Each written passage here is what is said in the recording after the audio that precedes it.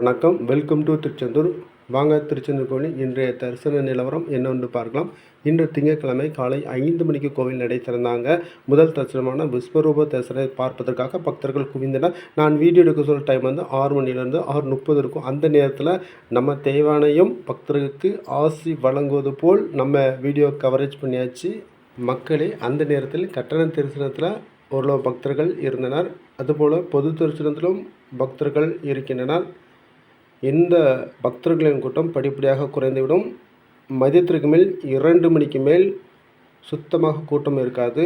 அதனால் சுற்றுப்பகுதியில் பக்தர்கள் தரிசனம் செய்யலாம். நாளை செவ்வாய்க்கிழமை வழக்கம் போல் காலையில் பக்தர்கள் கூட்டம் அதிகமாக இருக்கும். ஈவினிங்கில் வந்து நார்மலாக கூட்டம் இருக்கும்.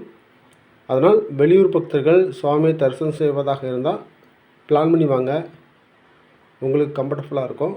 நன்றி, வணக்கம். நம்ம சேனலை சப்ஸ்கிரைப் பண்ணுங்கள், லைக் பண்ணுங்கள், ஷேர் பண்ணுங்கள்.